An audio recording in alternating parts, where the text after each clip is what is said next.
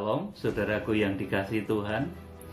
Saat ini saya akan menyampaikan berita sukacita mengenai rahasia sebelum masuk kegenapan kitab Wahyu. Saudaraku yang dikasihi Tuhan, menjelang masuk kegenapan 7 tahun terakhir sebelum kedatangan Tuhan Yesus Kristus, atau kalau di dalam Injil Matius disebut sebagai permulaan penderitaan, itu sebelum itu harus ada ciri runtuhnya bait suci Allah.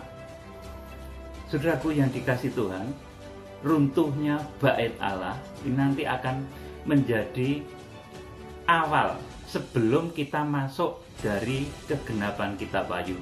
Tetapi sekarang saudara jangan cemas, saudara jangan bingung, jangan menjadi gelisah, karena sekarang ini kita kitab Wahyu pasal 1 pun belum masuk. Saudara simak baik-baik perkataan saya. Saat ini kitab Wahyu pasal 1 pun kita belum masuk.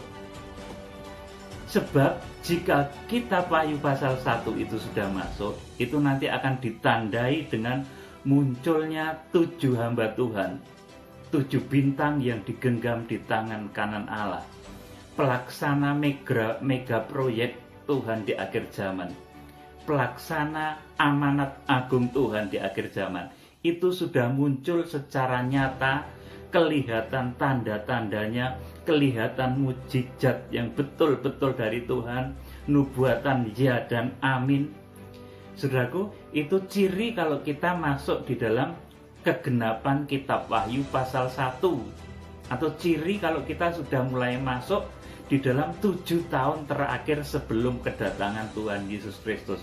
Tetapi saudaraku, sekarang ini kita belum masuk kegenapan kitab Wahyu pasal 1. Kita belum masuk ke 7 tahun yang terakhir itu. Kalau ada orang yang berkata, wah sekarang ini sudah mulai penghukuman 7 meterai, sudah mulai ada sangkakala ditiup, saudaraku, atau bahkan sudah mulai ada yang berbicara ini sudah mau zaman antikris, chip sudah mau dipasang sebentar lagi, saudaraku. Saudara, itu berita yang salah, saudaraku. Berita yang salah, tidak akurat dan tidak alkitabiah, saudaraku, karena yang diberi amanat pemberitaan kitab Wahyu dengan benar, yang memperoleh amanat pewahyuan mengenai kronologis tentang kejadian di akhir zaman, ini belum muncul, saudaraku. 7 bintang yang digenggam di tangan kanan Allah yang menjadi pelaksana dari kegerakan kitab Wahyu ini belum muncul. Jadi kalau sekarang orang katakan ini sudah mulai hukuman meterai, siapa yang melakukan, yang menjadi pelaku dari hukuman meterai itu, saudaraku? Kalau ada yang bilang lagi sekarang sudah masuk di dalam penghukuman sangkakala, siapa yang meniup sangkakala itu? Karena nanti yang melakukan adalah 7 tokoh yang disebut dalam kitab Wahyu pasal 1 ayat 16 sebagai 7 bintang di tangan kanan Allah, hamba-hamba Tuhan yang menjadi tangan kanannya Tuhan, pelaksana mega proyeknya Tuhan di akhir zaman. Saudaraku, jadi sebelum masuk era 7 tahun terakhir ini, saudaraku, ini harus ada tanda dulu, yaitu bait Allah akan diruntuhkan. Artinya ini apa? Mari kita simak. Ini di dalam Injil Lukas pasal 21 ayat 5 sampai 6. Sebetulnya ditulis juga ya di dalam Matius pasal 24 dan lain sebagainya, saudaraku. Tetapi saya pilih yang di Lukas pasal 21 ayat 5 sampai 6 karena ini lebih jelas, saudaraku. Kita akan baca. Ketika beberapa orang berbicara tentang bait Allah dan mengagumi bangunan itu yang dihiasi dengan batu yang indah-indah dan dengan berbagai-bagai barang persembahan, berkatalah Yesus, apa yang kamu lihat di situ akan datang harinya, di mana tidak ada satu batu pun akan dibiarkan terletak di atas batu yang lainnya. semuanya akan diruntuhkan. Saudaraku, jadi sebelum masuk dari permulaan penderitaan, sebelum kita masuk 7 tahun terakhir dari kegenapan kitab Wahyu, atau sebelum Tuhan Yesus datang, saudaraku, ini akan ada ciri seperti ini, saudaraku, yaitu runtuhnya bait Allah. Saudaraku yang dikasih Tuhan, dan ini saat ini yang sedang mulai terjadi, saudaraku. Bukan runtuh secara fisik ya, saudaraku. Bait suci, rumah Allah, rumah ibadah, gereja, saudaraku, bukan runtuh secara fisik, tetapi runtuh secara fungsi. Runtuh secara fungsi. Karena nanti, saudaraku, kalau bait Allah itu runtuh secara fisik, nanti akan terjadi di masa antikrisnya. Tetapi ketika menjelang masuk masa 7 tahun terakhir ini, bait Allah ini akan runtuh secara fungsi dulu, saudaraku. Yaitu, saudaraku, kalau di dalam dasawarsa terakhir ini, tren pelayanan, saudaraku, dan ukuran kesuksesan pelayanan seorang pelayan Tuhan itu adalah terbangunnya gereja fisik, gedung gereja yang besar, yang magrong-magrong, saudaraku, berlomba-lomba gawe gereja yang paling gede, saudaraku, yang paling indah, gereja yang paling besar, yang paling indah, semua berlomba-lomba ke sana.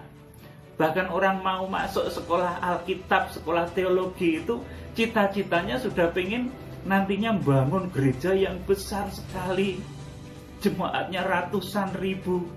Saudaraku, ini tren yang terjadi dalam dasawarsa terakhir ini. Saudaraku, beberapa puluh tahun terakhir ini trennya begitu.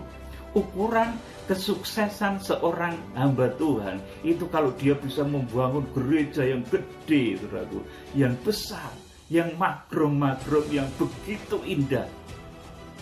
Saudaraku, itu bangunan jasmani, saudaraku, yang lama, yang semakin lama nanti justru akan membawa kepada satu sudut pandang yang keliru, bahkan menjerat hamba-hamba Tuhan itu sendiri ke dalam dosa finansial, saudaraku, ke dalam satu kesesatan pikir mengenai hal berkat, penyalahgunaan di dalam berkat Tuhan.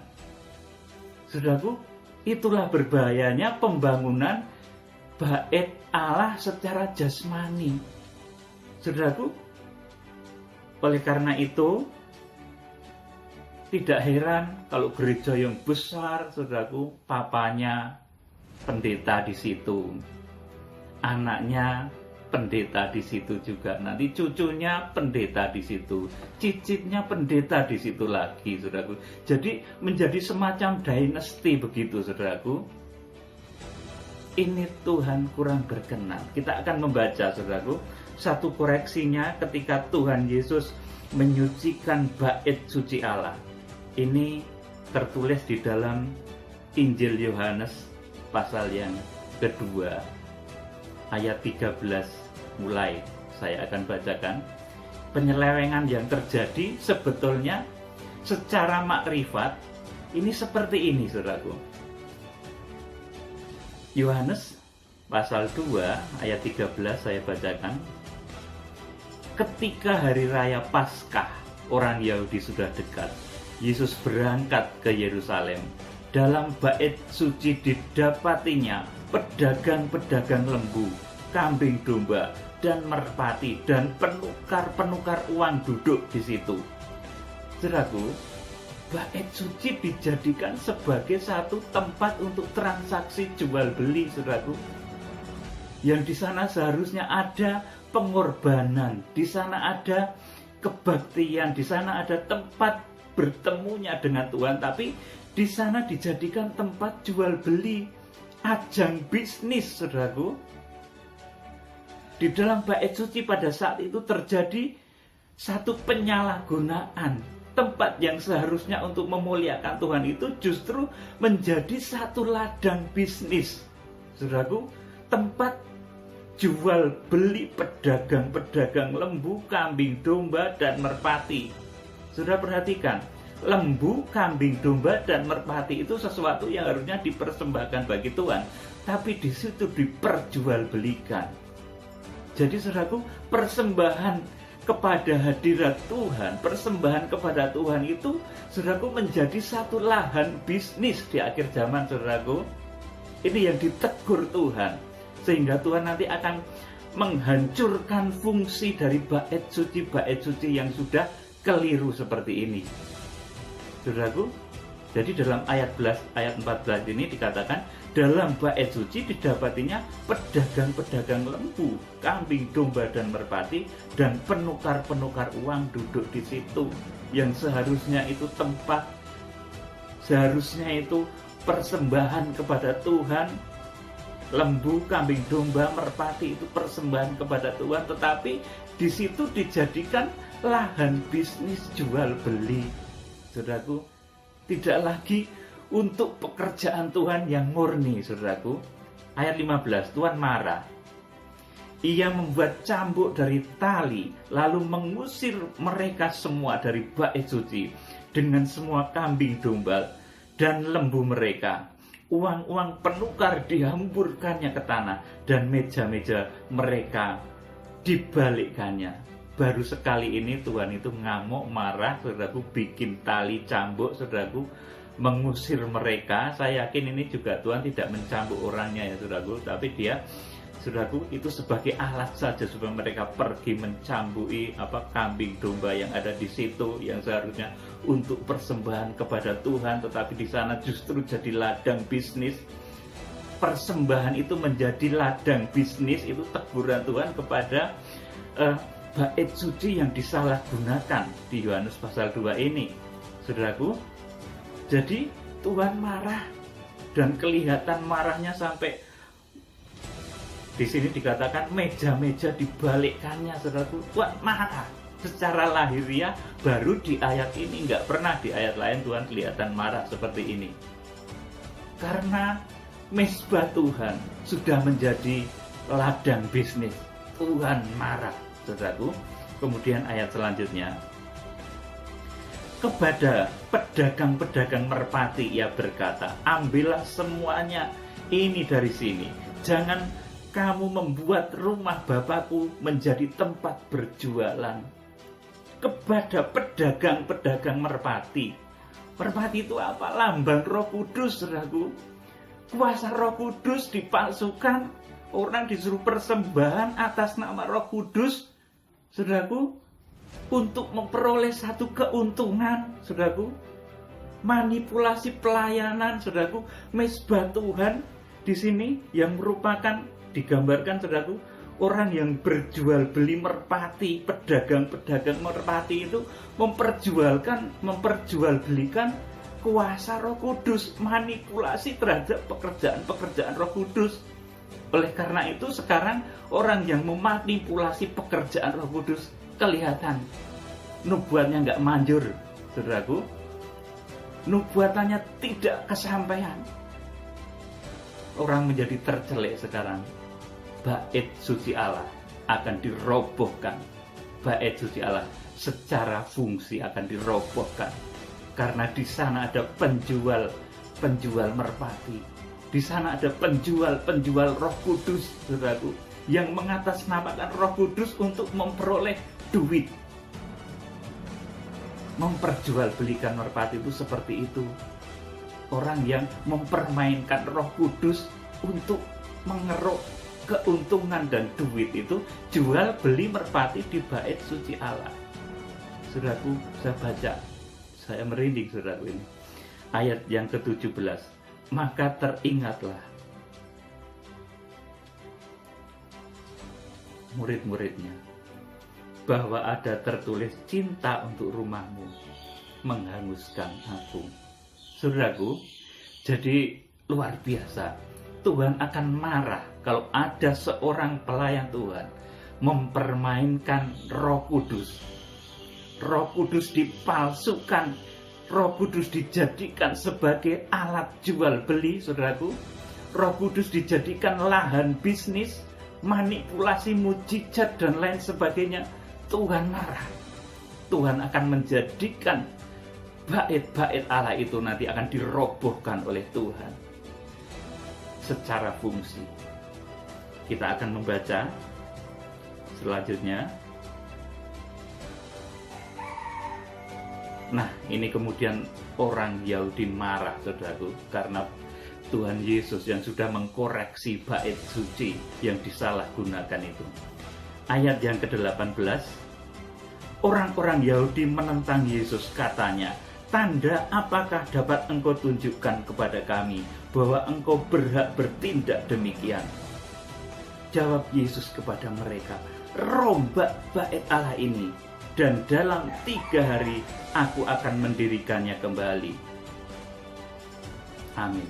Saudaraku, jadi bait suci, gereja-gereja kalau sudah salah di dalam manajemennya, saudaraku, sudah menyalahgunakan Roh Kudus, saudaraku, untuk kepentingan bisnisnya, saudaraku, memperjualkan merpati. Di sini yang disorot Tuhan Yesus justru yang jual beli merpati, saudaraku, bukan yang jual beli lembu dan domba, tapi justru yang jual beli merpati. Karena ini menunjuk kepada orang yang memperjualbelikan kuasa Roh Kudus. Jadi pelayanan itu tujuannya untuk mengeruk harta saja, untuk berbisnis saja, saudaraku. Tidak ada mujizat di sana sebetulnya, kebohongan semata.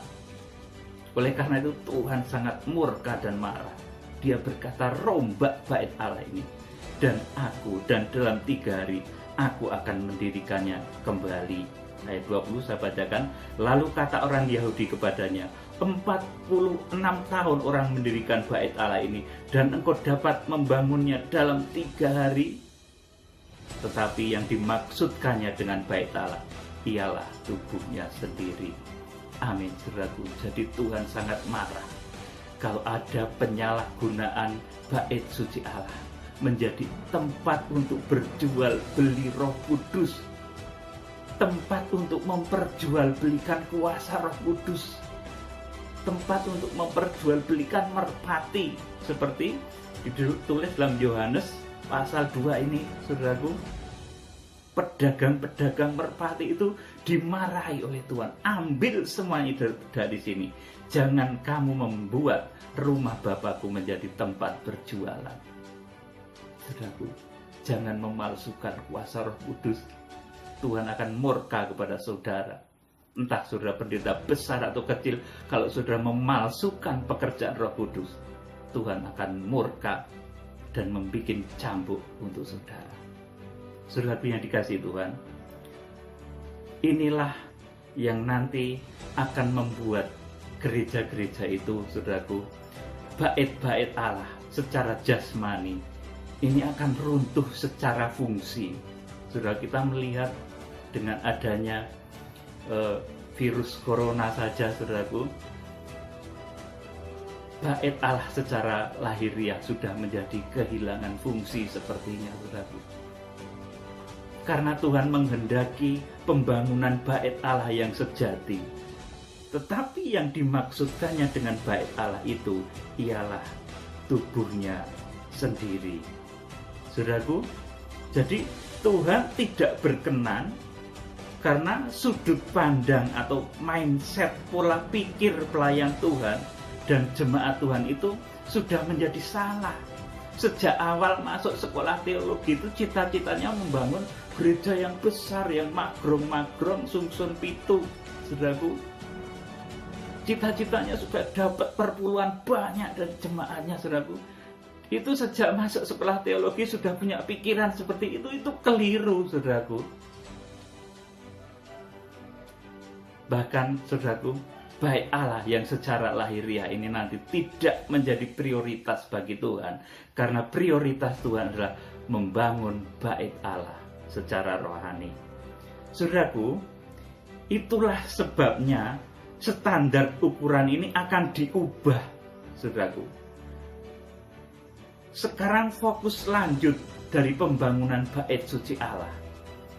Kalau selama ini fokusnya, kalau gerejanya itu besar, saudaraku, wah itu pendeta yang sukses, berhasil, saudaraku.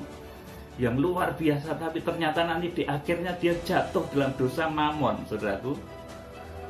Terakhirnya dia jatuh dalam urusan harta, bertengkar sesama pendeta, sesama bahkan sama keluarganya sendiri, saudaraku, karena harta yang timbul dari bait Allah yang dibikinnya tadi, saudaraku, dari bait Allah secara jasmani atau gedung gereja yang dibikinnya tadi, saudaraku. Jadi inilah yang membuat Tuhan akan merombak bait Allah yang ada sekarang ini menjadi satu bangunan rohani.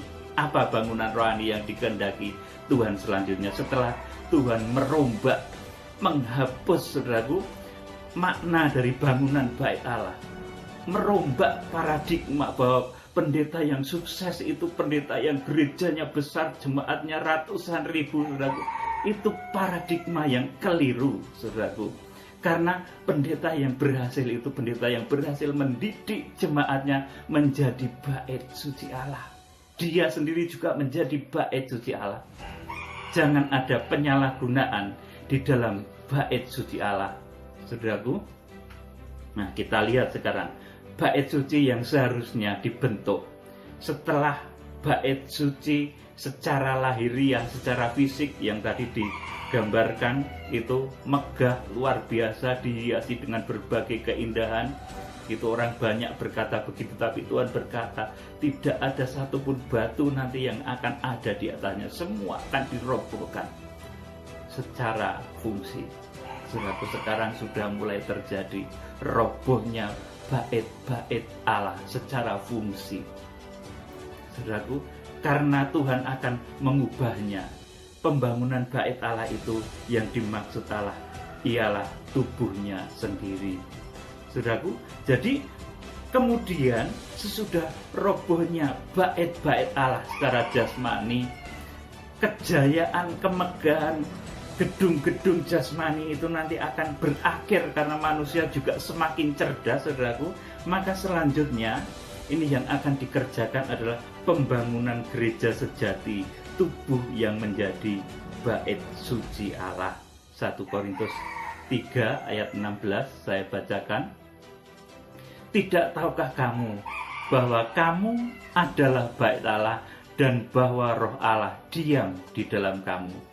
Jika ada orang yang membinasakan bait Allah, maka Allah akan membinasakan dia, sebab bait Allah adalah kudus dan bait Allah itu ialah kamu. Amin, saudaraku. Ini bait Allah selanjutnya. Jadi hamba Tuhan yang berhasil nanti bukan lagi dinilai dari besar kecilnya gereja yang dibangun, tetapi dari jemaat yang berhasil dia bangun menjadi bait suci Allah. Hidupnya betul-betul dipenuhi kuasa Allah. Hidupnya terbangun menjadi tempat kediaman Roh Kudus. Saudaraku, itulah selanjutnya sasaran bait suci, pembangunan bait suci yang sesungguhnya.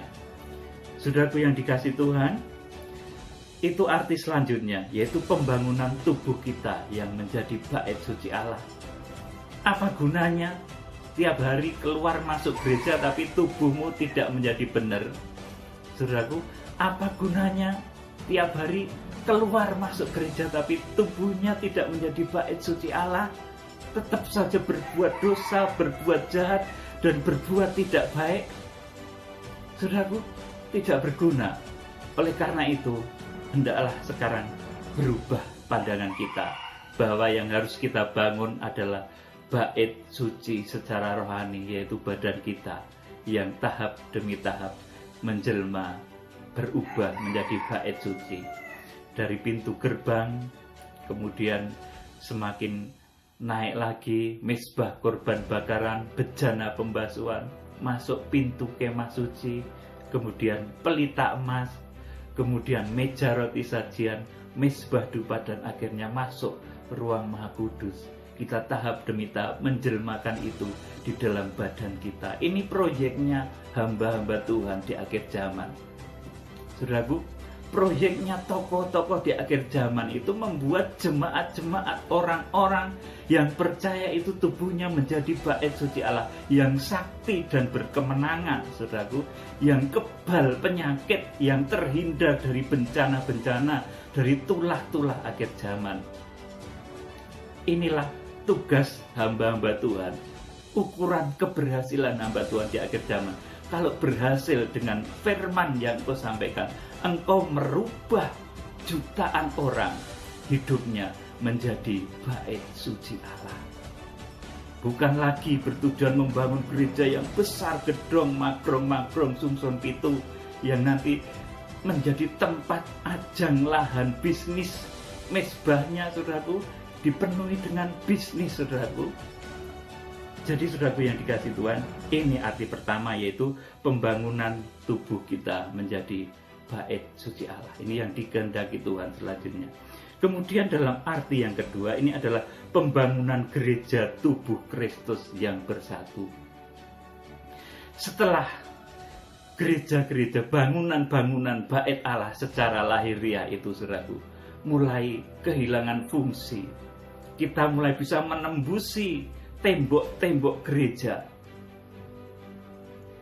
Gereja nanti akan bersatu menjadi organisme tubuh Kristus. Kalau sekarang organisasi itu, saudaraku, nanti akan melebur menjadi organisme tubuh Kristus. Ya, namanya masih ada organisasinya, tapi akan menyatu, saudaraku, di dalam kesatuan tubuh Kristus. Seperti badan kita, namanya tetap ada, mata ya tetap mata, tangan tetap tangan, tapi betul-betul akan menyatu. Jadi organisme tubuh Kristus ini terbentuk dari organisasi-organisasi gereja yang ada di muka bumi ini. Saudaraku, jadi pembangunan gereja yang sesungguhnya, gereja besar yang sesungguhnya adalah pembangunan gereja tubuh Kristus yang esa.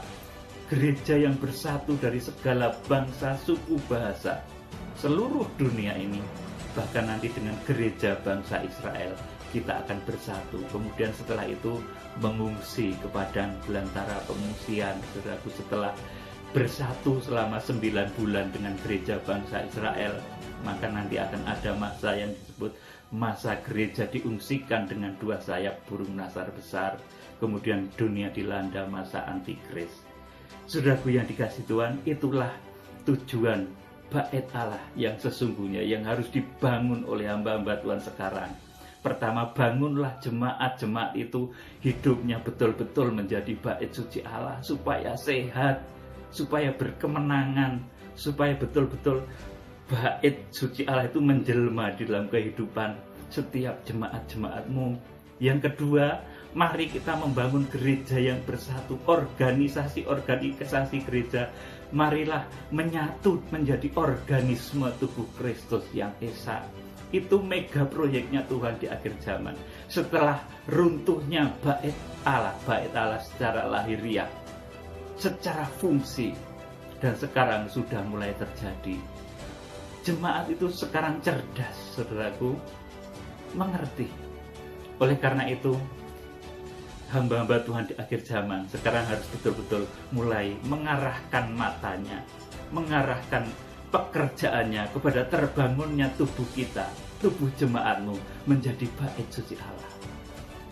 Mengarahkan seluruh jemaatnya kepada arah kesatuan tubuh Kristus yang esa, yang nanti arahnya Wahyu pasal 12 ayat yang ke-1 dan kedua. Saya akan bacakan Wahyu pasal 12 ayat 1 dan 2.